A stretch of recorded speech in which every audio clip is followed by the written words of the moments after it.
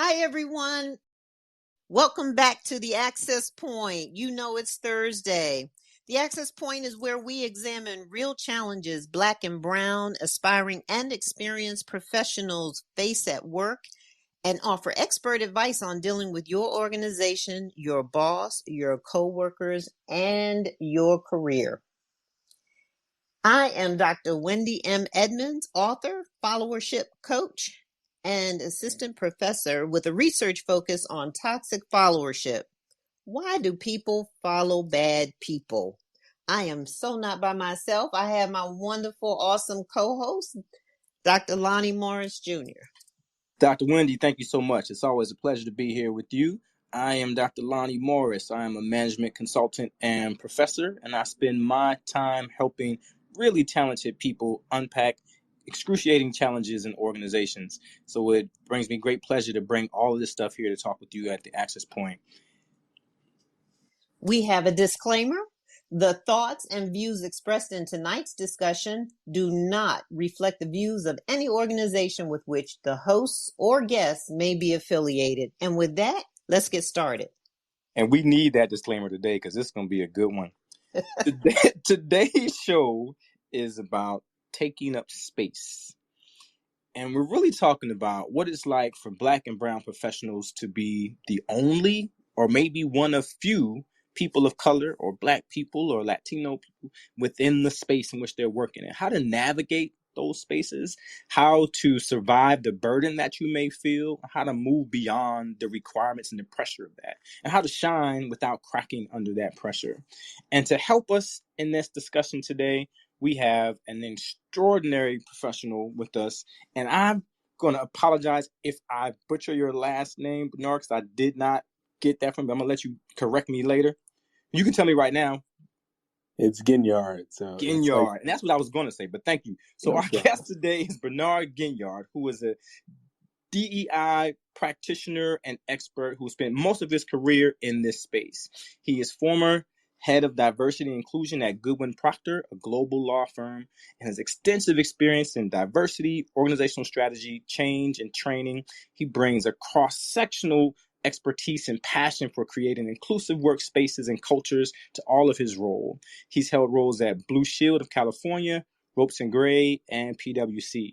He earned a BA in psychology from Temple University. I'm from right around there.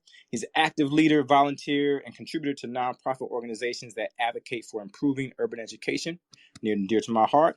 Also a founding member and former advisory board member of the Academy of Innovative Technology, a small Brooklyn-based high school. Bernard, welcome to the Access Point.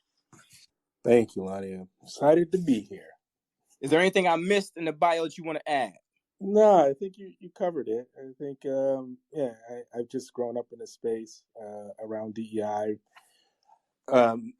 throughout my entire career. So I think you nailed it, what I've done, where I've been. We could just jump into it, and maybe I'll just bring out some other tidbits as the conversation evolves. All right, that's fair. So I want to kick us off today. I think we'd be remiss if we didn't acknowledge two really weird things that happened this past week. Maybe not so weird, but challenging things that happened in the past week. The first we saw with the two young Black Tennessee representatives expelled from the House for protesting. So we know that there was this massive shooting in Tennessee, and we had some lawmakers who were trying to move things on the floor, and they protested because their counterparts were moving the agenda. And so there were three who apparently violated the decorum rules for the House, but only two were expelled, the two freshmen who were both young Black men. So that's one thing. And I want to pair that with, and this sort of got dispelled a little, but I saw this in Black Enterprise. So there's a company out of Virginia, Author Grand Technologies. And what happened is they've said now in their statements that this was an ex-employee. But what happened was someone took a job posting and wrote on the job posting that this was for only U.S.-born citizens and they had to be white, and circulated that.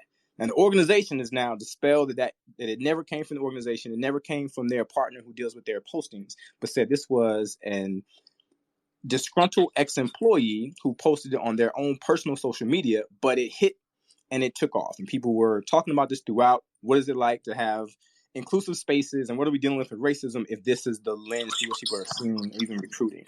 So I start with those two things to sort of situate us in the space, and I pose this question for both of you. Why are we even having this conversation, right? So what when we're talking about being the only or one of few, what does that look like? What are we describing for people, and what is that experience? Bernard, why don't you start us off? Well, the way I look at it is we're still the only in the few because there's still a divide. There is still an assumption that we're all getting along. In addition to that, there is this, fear of giving up power or sharing power. There are a lot of intersections, as you explained, Lonnie, but I think the undercurrents, depending on the environments that you're in, whether it's the workplace or whether it's in your community or whether it's, regardless of where it is, there is a gap in how we really welcome others and embrace others. And that's really a driving force. And the undercurrent of that is just fear. I would add to that and say that it's common with checking the box. So that's very keeps everybody comfortable. If you're checking the box and you only have one or a few, then you remain comfortable. And that's a real challenge in every aspect, because we look on the websites and we see the diversity statements. We And the read photos. those and we see the photos, stock photo that they've chosen. Because it's these two black people I see on everybody's website. Like they work everywhere. Everywhere. And it really is a sad statement because it's not representative of the organization itself. So I want to ask you both, and I'm going to lead in with some of this. Have you had the experience of being the only or one of few, and what was it like? So when I've thought about this even for myself, I thought my answer would be no, because I've worked for mostly minority majority organizations. But I remember once when I was a VP that I was the only black man who was in a position of power and authority in the organization.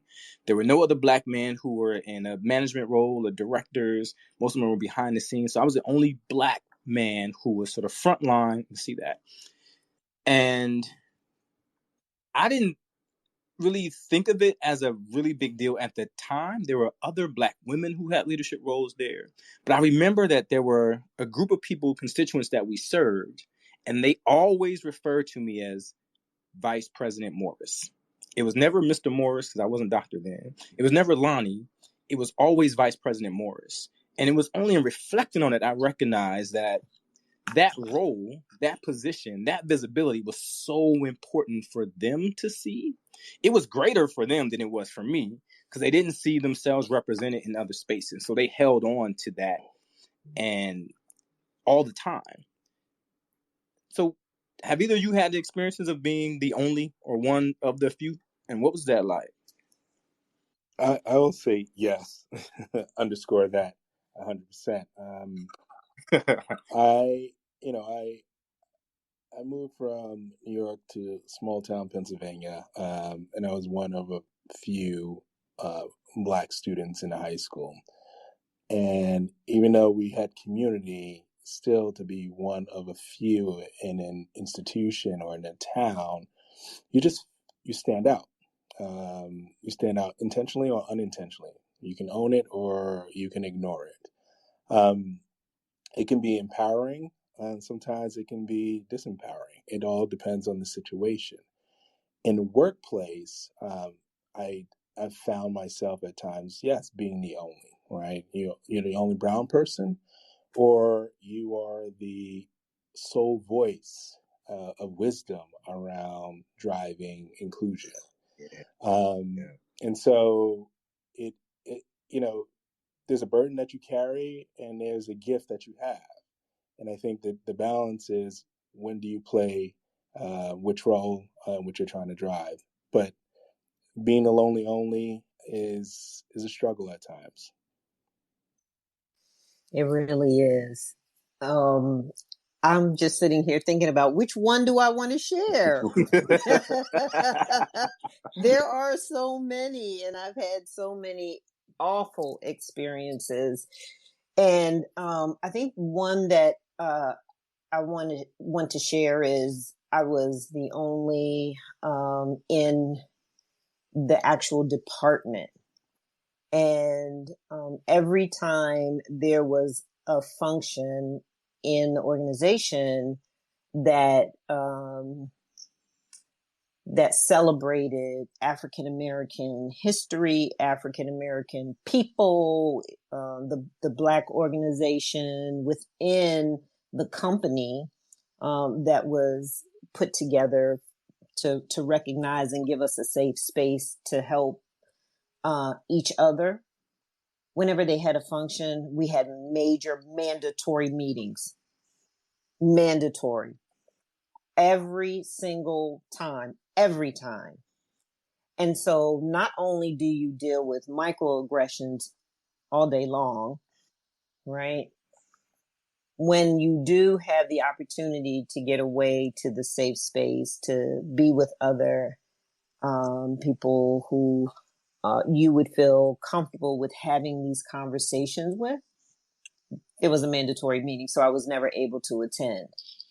And this company was so blatant about me being the only one that when I went on a tour of the company, I never saw anybody who looked like me until I went to the warehouse. Oh. And I knew it was a problem. I knew that was a problem. So they were very used to it. They were very comfortable. And in retrospect, I think they thought I should have been happy that I was the chosen one. I'm sorry for laughing. It's real. It's not fun. It's laughable when we think about it now, right? In hindsight, with what we know and how we approach things. Bernard, go ahead. Were you going to say something? No, go ahead. I like the chosen one. No, because it goes back to what I said. It's a blessing, it's a blessing or a curse or a gift or whatever case may be. You were the chosen one in your situation. We all are. It's just, how do we feel when we realize we are the only one and we're the only voice? How do we use that opportunity? And sometimes we take that risk to call it, and then sometimes we don't. And I think that's the double-edged sword of being the chosen one. Mm-hmm, it is, yes. It's a superpower. So let's try this. And because I think when we're dealing with being and I love this, Bernard, the lonely only, or the one of few, that it can feel like eggshells sometimes, trying to figure out this. And there are a lot of, let's say, faux pas that happen in these spaces. And so I was reading Forbes earlier this week, and there's a great journalist out of Los Angeles, and I read her stuff all the time, Maya Richard Craven. And she says there are 3 things you should never say to a Black colleague. Now, this list, we're going to add to this and do our own list, but I think there are 2 that sort of stood out to me. One's sort of laughable, I think. Can I touch your hair? So I already know that. And Dr. Wendy, we talk about your hair all the time on this show. And then, but the 2 that I think sort of get at the crux of what we know these experiences are like are, 1, you are so articulate. And then the last one is, where are you actually from? So there's sort of this othering in both of those statements. But I'm asking both of you, what are the other faux pas that we want our potential allies and our partners in the organizations and the other people we're trying to protect? What are the other faux pas we want people not to cross these lines? These are things to not do. How about when I have on a sleeveless top and you accidentally touch my skin and you're so surprised that my skin is soft that you just can't help yourself but say, oh my gosh, your skin is so soft. Wait, Let me tell you what. Well, I'm first just of all, saying. because I'm Bernard just and I could saying. never wear a sleeveless top to work. So I was already going, well, what is happening here? Where is this? What world is this? I forgot. Women can do that. I'm sorry. Go ahead. If you're wearing a sleeveless top to the office, we got to talk. But If I'm a lifeguard. there you go. All right. So we know Dr. Wendy uses lotion. So we get that. So what else is there? I think it's calling out, especially in a corporate setting, any of your accessories. In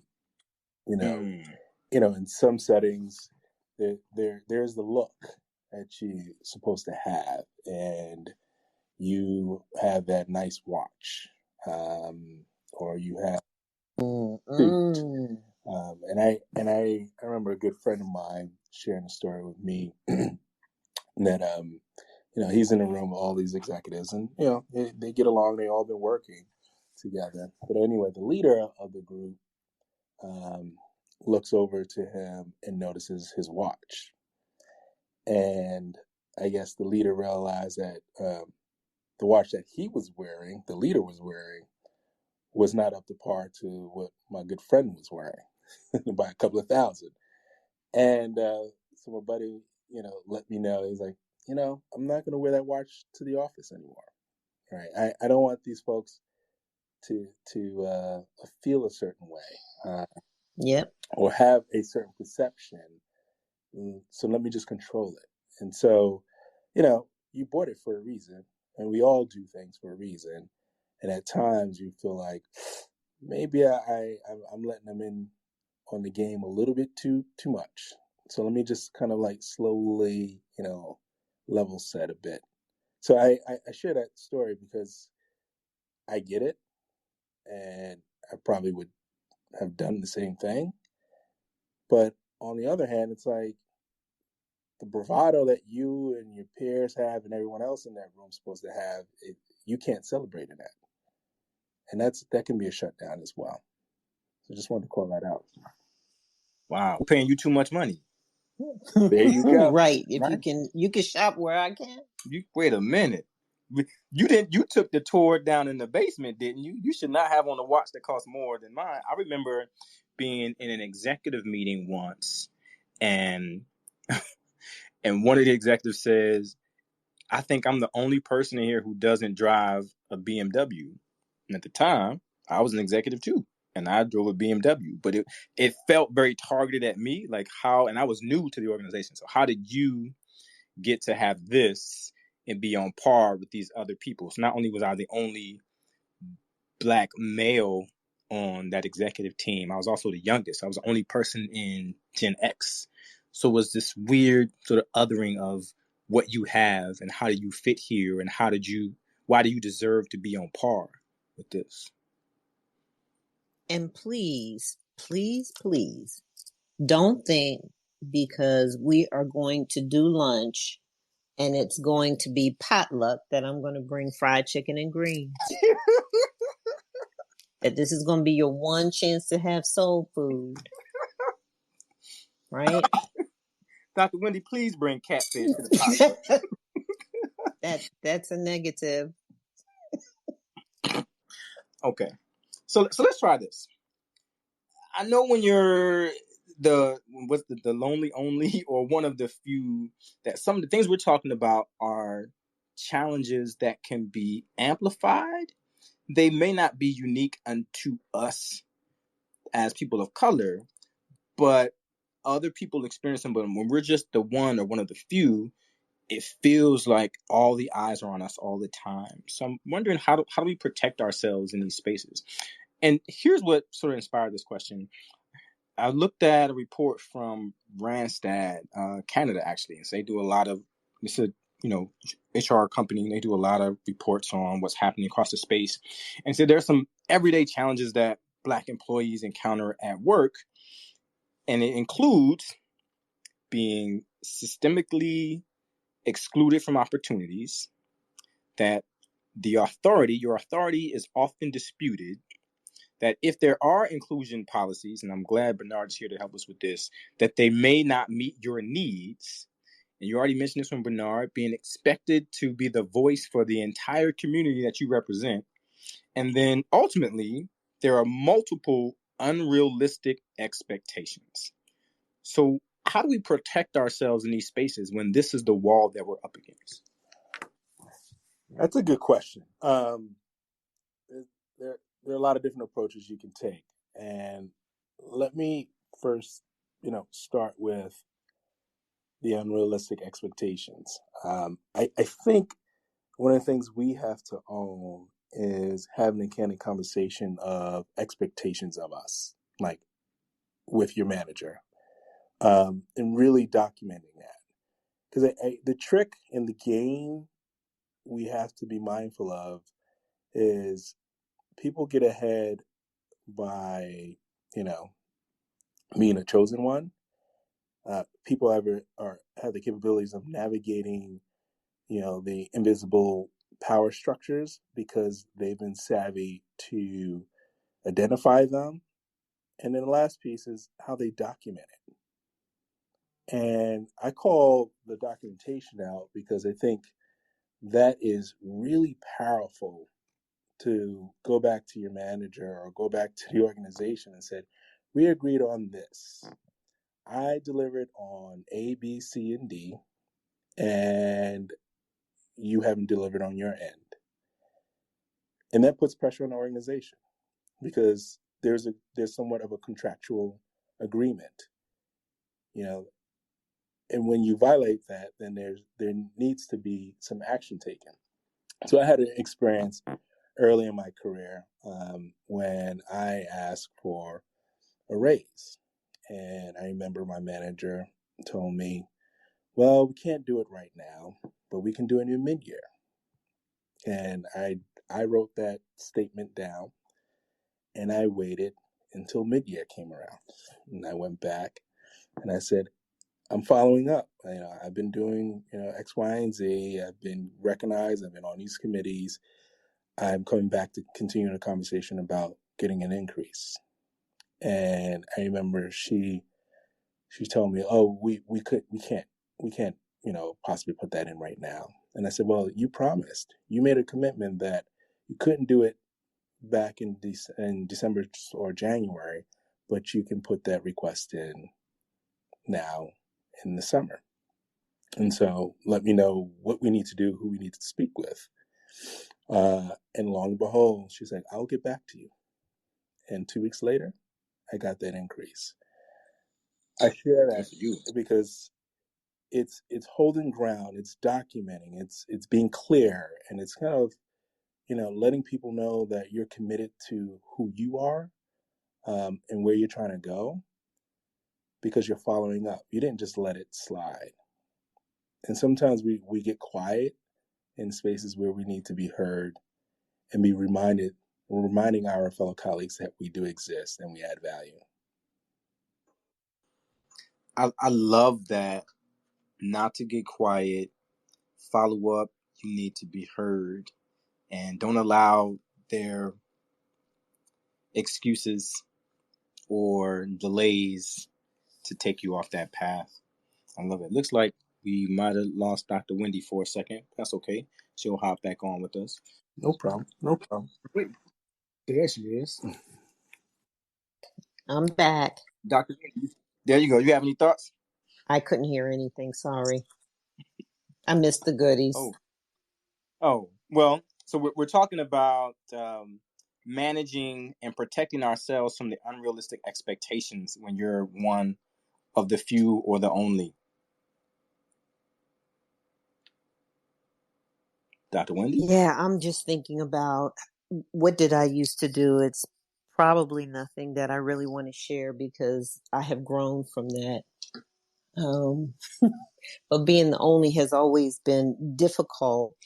And I did find people outside of the organization as mentors to help with that.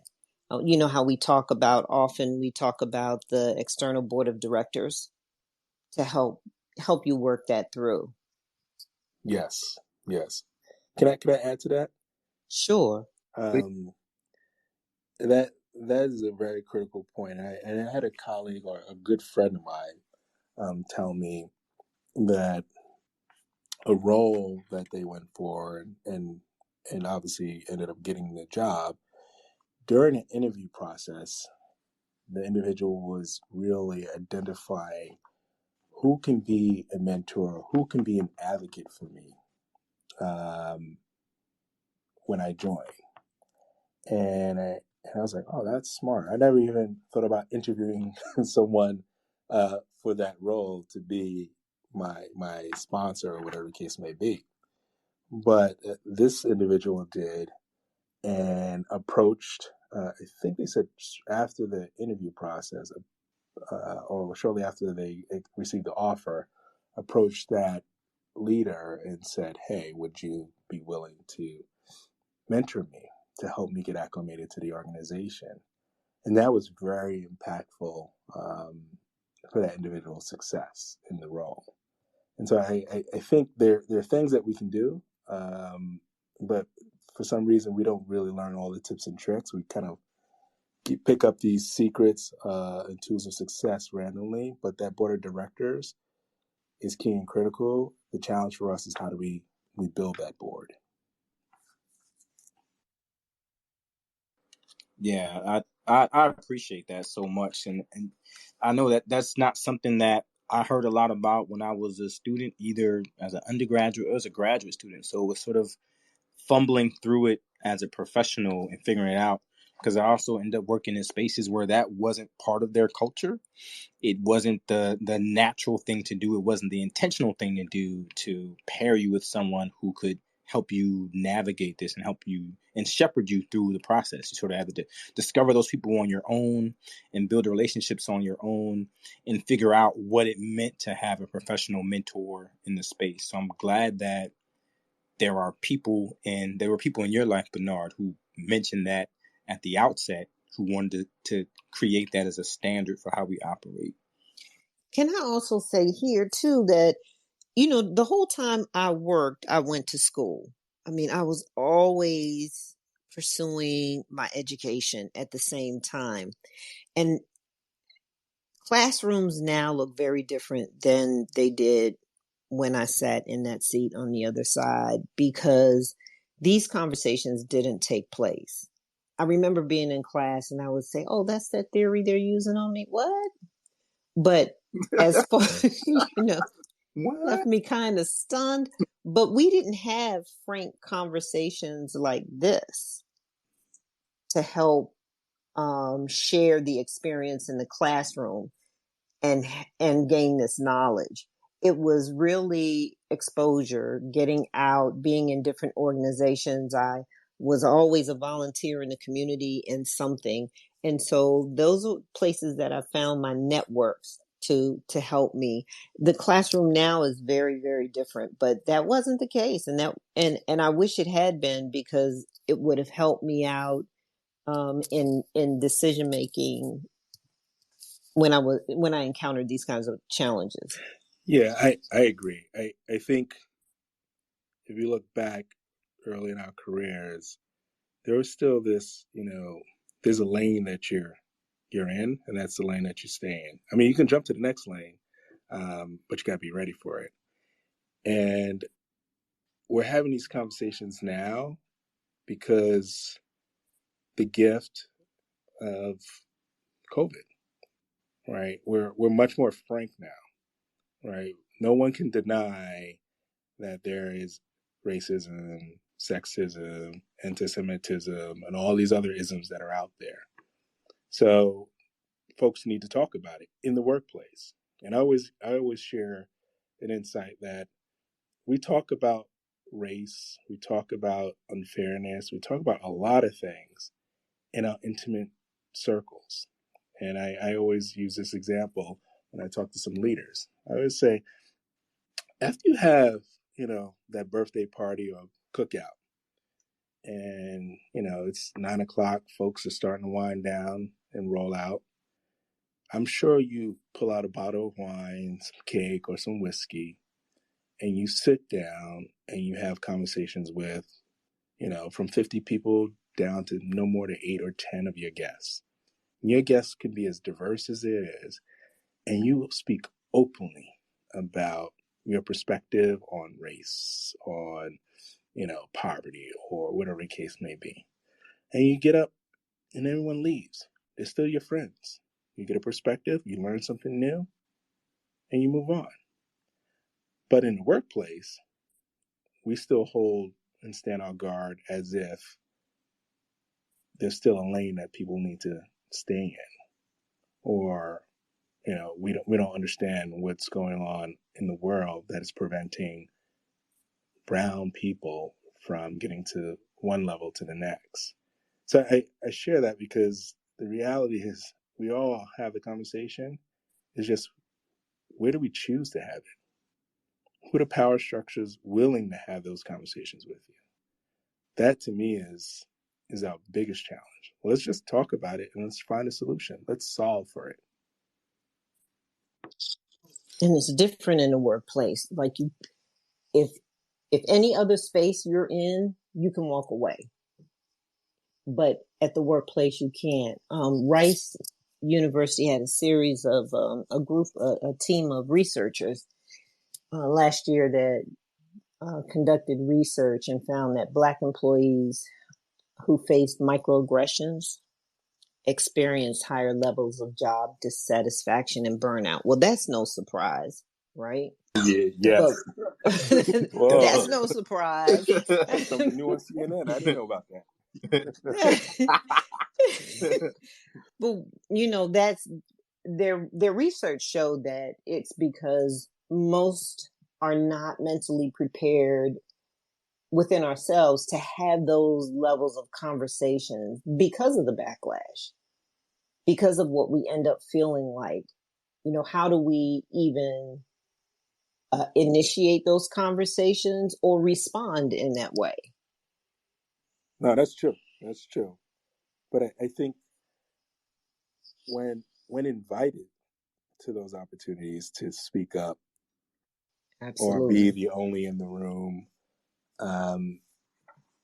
you got to take it.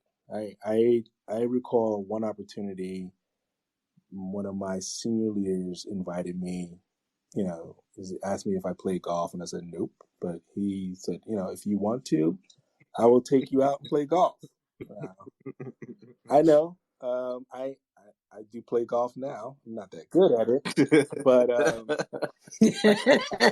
I miss that bonding opportunity to get to know the senior leader better. And it was a genuine way of kind of trying to connect. That was his thing. So I think there are opportunities that we miss because of some of the barriers on both sides, right? How do you kind of build that relationship? How do you build that trust? And sometimes you just got to just jump in on both sides. That leader that doesn't look like you, or a colleague that doesn't look like you, needs to just, hey, let's go grab lunch together. That intimate moment right then and there to have lunch, there's a whole lot that comes out. You can have this conversation and you wouldn't even know. That's right. Yeah.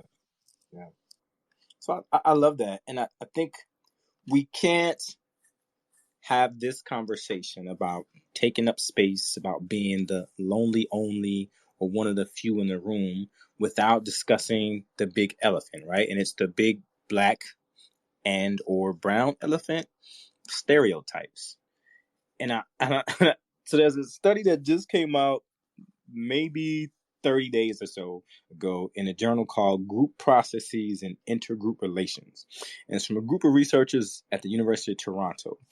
So follow me this. This is pretty fascinating stuff. They're looking at Black men, Arab men, and the intersectionality of age and sexual orientation as it relates to stereotype threat. So let me define that. So stereotype threat is really this notion of the experience that when you're engaged in a task, that you're aware of the stereotype people have about you and whatever your identity is that suggests you will not perform that task well. So we all deal with that in workspaces, right? But here's what they found at University of Toronto, that most of, so they asked people, let me say this way, they asked people to list 5 words that they thought described a stereotype that was associated with this range of categories with Black and Arab men. So old men, young men, straight men, gay men, so the whole pairing of all of those. So what they found was that most of the bad stereotypes were associated with all the combinations of Black men. So Black straight man, Black man, old man, young man. And there were less negative stereotypes associated with the Arab men. But here's where it gets even more tricky. The Black men were stereotyped as athletic, stupid, tough, threatening, violent, immoral. When they paired that with old age, if it was an old Black man, he was also intolerant. But he wasn't considered dangerous or as stupid or as immoral or threatening. When they looked at Arab men, they were stereotyped as controlling, extreme, intolerant, and religious. But when they were asked about young Arab men, they were less controlling, but they had increased ideas about them being terrorists. Oh, Lord. So I frame it this way to ask you this. So if we know that this is how they see us, and we show up as the chosen one, as the lonely only, as the one of few, and here's what you know they think about us, how do we safeguard against that? And how do we build allies and allyship in spite of this thinking? Is that? Yeah, I know. mean, is that research new? I mean, this sounds really like it should be, late 70s, early 80s. Exactly, right. For this to be from this year, okay. This is tough. Well, look, but we also see the time clock turning backwards with situations politically, right? In the workspace, things are the hands on the clock are turning backwards. Yes, I also look. I think that perceptions are passed down, and if someone were to tell you something as a young person, you probably will then go ahead and apply that assumption to everything else you see. And then you also create your own story narrative. And I think that's a huge challenge, right? How do you change a narrative that you get within your community, right? Who do you fear? Who do you date? Where do you travel? And I think that's just one aspect of it. There are many others, but I think that's the starting point, because once you're given that lens, once the cat is out the bag, is out the bag. And so the challenge is for an individual to revisit those assumptions as they go through life. But for some of us, for some of us, it's permanent. Like we just believe it just because, that favorite uncle of yours is the gospel to you. Learned behavior. Correct. 100%. Learned behavior. So how do Go ahead. I was going to ask, how do you unlearn? But I'll let you have that. No, I actually wanted to go back to the Rice University research. One of the participants told a story, and they said, I was being mistaken for a football player by some administrative assistant. A Black man working in the Midwest reported this. And he said, I felt upset because the commentary suggested that Black men, especially of my size, are on college campuses for athletics and nothing more. I simply told her that I am not a football player and that I am also not a student, but a professional that works here, and that not all Black males on campus play sports.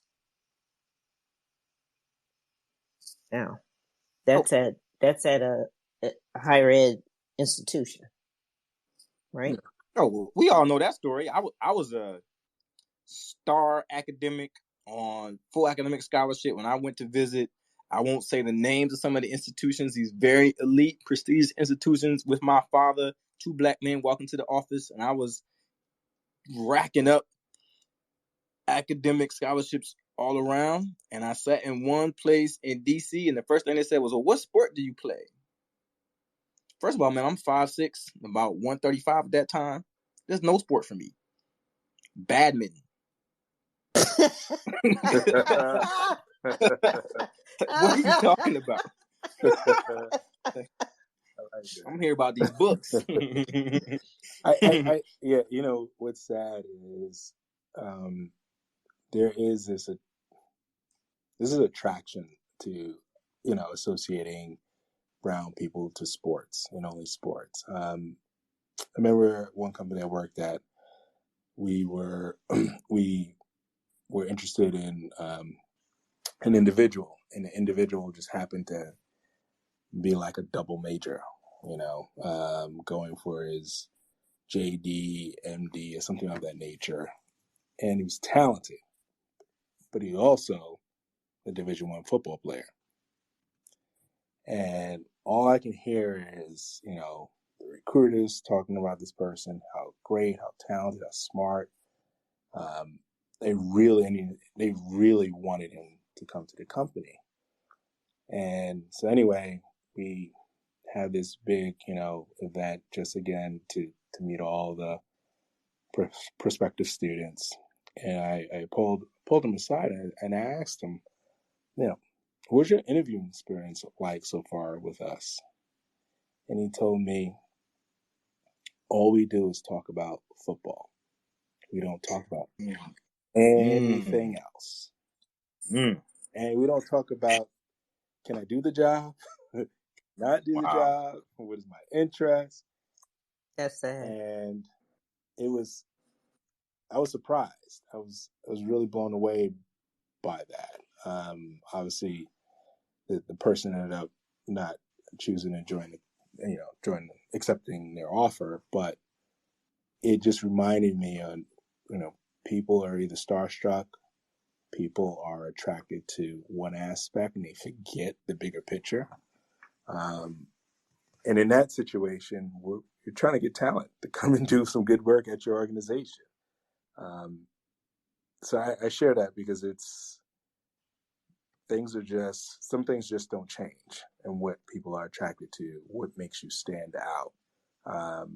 And in this situation, you have a talented individual who just happens to be Division I. Obviously, some of the people who are interviewing this student are sports fans, and they're not great athletes, so maybe they're attracted to that. But there's a lot that we leave on the table, right? And that was a missed opportunity. Like, if we could have really recruited the individual. So I throw that out there just because, again, my role is, how do we prevent that from happening again? How do we really, get it in people's minds that it's nice, you want to talk about one aspect, but you're asking them to come and join the company to do X kind of work. And it's a dating process. They got to like us and you got to like them, but you like them more than they like us. I like that. Vote me off this island. I can't take this. So yeah, that was a mind-blowing experience to go through. But again, it just reminded you, as you both were sharing, it just reminded me of the buckets that we seem to be put in at times when the stakes are high, and we leave so much money on the table because we're attracted to one aspect of a person's identity. that actually limits us, right? In all that we offer, in all that we bring to the table, it's another way of exclusion. Indeed. It's another form of exclusion. I'm sorry. Yeah. So I want to pose this question, because we talk about a lot of the challenges with being the one person and figuring out how to take up space and how to safeguard. But I want to also offer that sometimes there's, well, at least ask two of you as the experts, is there value in this, right? So sometimes being the only person of color in your office, there seem to be so many differences and so many ways that we are unalike. But I wonder, is there value in, and a sister who writes the blog, The Muse, says, there's value in embracing the similarities rather than focusing on the differences. I want to get your thoughts on that. And what are some of those similarities that probably rise to the top that we should keep front of mind? Well, I mean, yes, we should embrace the similarities, but the reason why you probably hired me is because there's something else that I bring different to the table, right? You don't hire everyone who's just gonna, in this day and age, do the same job. And so I think it's really trying to embrace what that individual is bringing as different to the team. You know, if we all came to work in the same white, button down and tight slacks and penny loafers, what's the use? Like, that doesn't make sense. We all do the same job. When you can really leverage the opportunity of, what does Bill bring that's different? Well, Bill likes to present. Well, shoot, let Bill present, and then he can train us on how to present. And what does Sarah like to do? Well, Sarah is good at defending and arguing, blah, blah, blah. Well, she can make sure we get a bigger budget next year, right? I think that's that's the future state and how we want to build a team. I think, in certain sectors, maybe there is this staleness and trying to rubber stamp and hopefully getting something different out of the process. And that's the challenge, right? We should embrace our similarities, but let's not over index on that. We should really be leaning on what is different, because if we're all doing the same thing, we're boring. If we were all boring. So I hear that. Dr. Wendy. Yeah, I think I'm more on yes, embrace the similarities, but I also think that we need to showcase our differences and showcase them in the manner that was just spoken of. Okay, so just because you're different doesn't mean you're wrong. Just because you're different doesn't mean it's not going to work. And sometimes it means, you know how we were with kids with show and tell? Sometimes you're being different. They just have to see that it really is an advantage. So I am one who really promotes that nonconformity in a good way, right? In a good way, and bring out sometimes conflict will lead to resolution in a good space at the right time. And that's the balance that you find in these spaces as the only. Sometimes you don't have to say anything at all. And then there's a time when you have to have your voice and be heard. But I really think, yes, we're always going to embrace the similarities, but look at the differences in a different way. I'm not saying to hold back on that at all. I think we need to shine, make it fit, and move with it. Yeah, this is why I love it here. Go ahead, I was going to Guinyard. say one of the things and this is a mentor asked this of me, and I always ask a lot of folks, do you know why you're here? Do you know why you've been hired? I know what your job is, but do you know why you're here? And I remember one of my mentors asked me the same question, and I was stuck. Right. And because you got the job, but you don't know why you are really in the role. What is your role that you're supposed to play? Not just the description, but why did they pick you? What else are you bringing to the table? You know, and I think that is very critical as we navigate these spaces, especially as organizations are shifting how they do business and so on and so forth. There is a reason for why you've been selected. There's a reason for the role you are in, and there's a reason for how you will attract, others to invest in you. But you got to figure out, like, why am I here? So let me tell you why I love this. Because I am divergent. And I know, Dr. Wendy, I know that I can create conflict, creative conflict. I know that I push back on status quo. I know that I bring something different. I understand, Bernard, why I am here. And as I listen to both of you, I feel seen, and I'm sure that other people who are listening to this feel seen, but I also recognize that that's the significance of the access point. All the conversations that we've been having and talking about that people don't get to have, that they miss, that they've got to stumble and learn with themselves in the organization. That's why we bring this here. I think we've learned so much today. For employees, we've established that being the lonely only can be positive or negative, and you have to decipher which part of that you embrace. We want employees to think about, what do you do when you are the chosen one? Because there is much responsibility associated with that.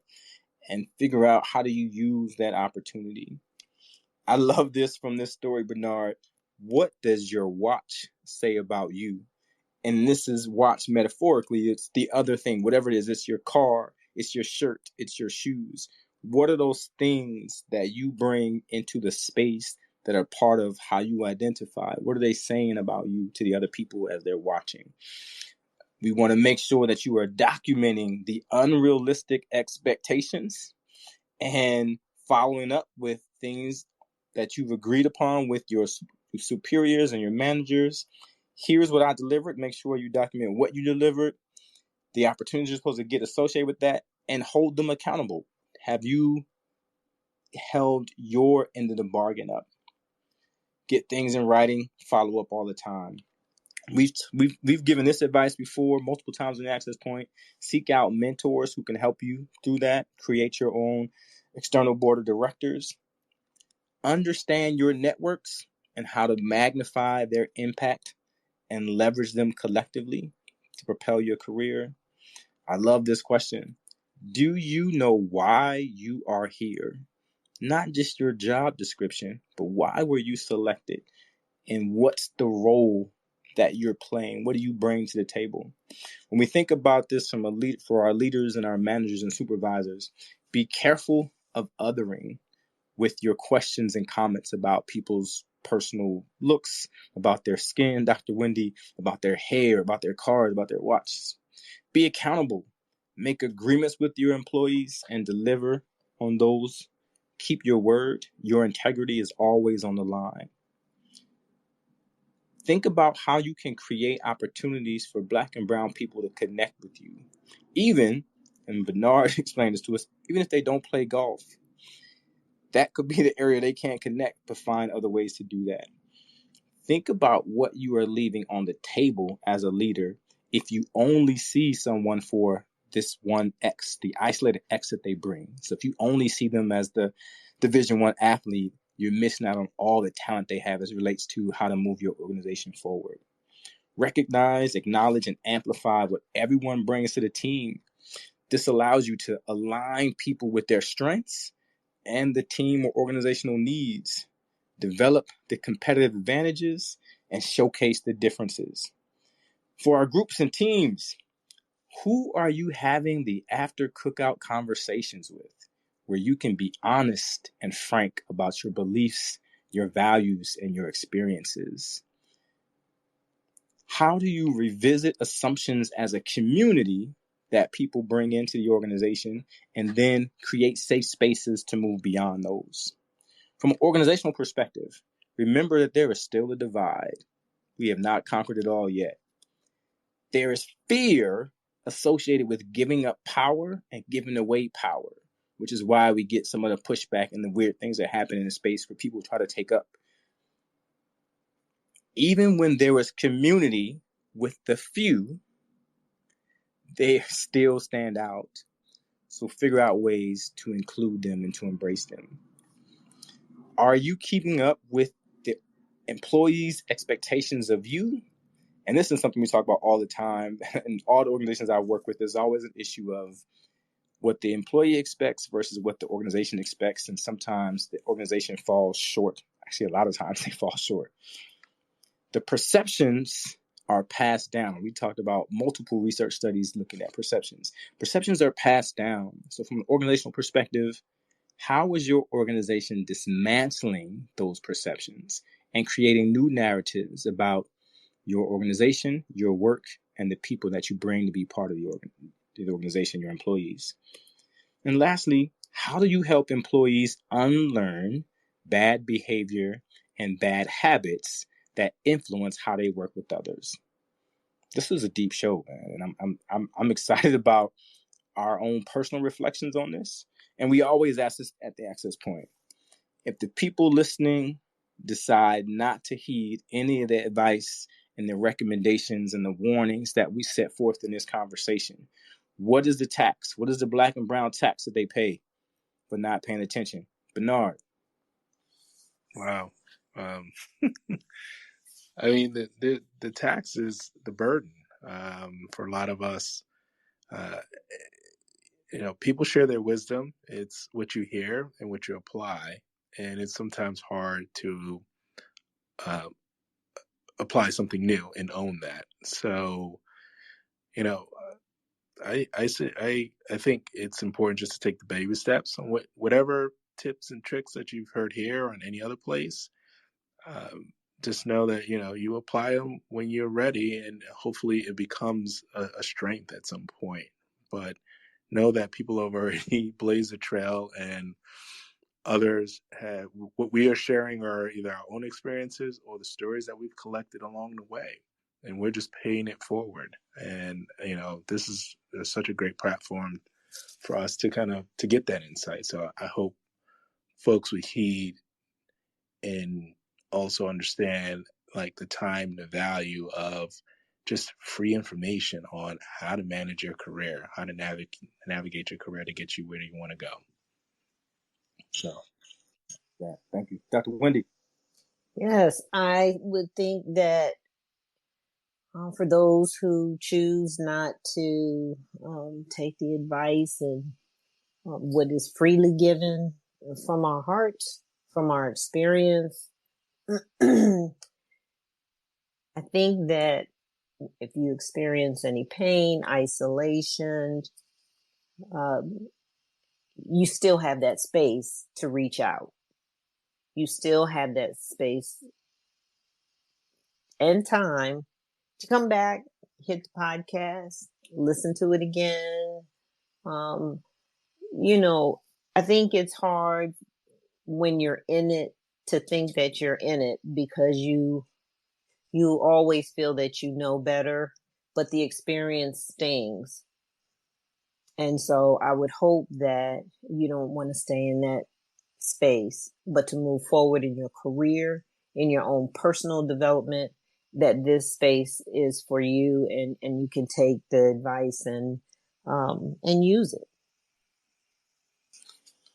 And I think being the only or one of few is a unique experience.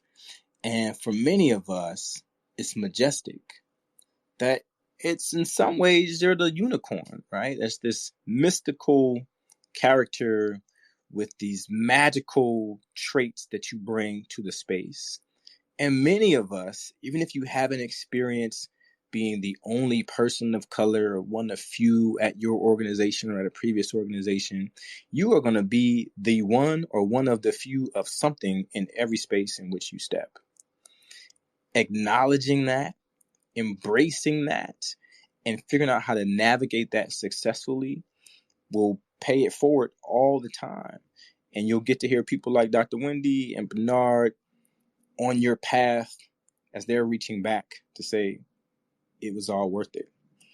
We appreciate you. Thank you so much for joining us this evening. We discussed a lot. Let's keep this conversation going. You can listen to The Access Point wherever you get your podcasts. Like, share, comment, subscribe. If there was something that really resonated with you tonight, or you got a lingering question, you had an aha moment, you got thoughts for a future discussion, use the hashtag TAP Reflections. That is, TAP is in the Access Point, TAP Reflections across all the social media to let us know. If you want to join us live, you can tap in with Twitter Spaces on Thursdays at 7:30 p.m. Eastern Standard Time. Have a good night, everybody.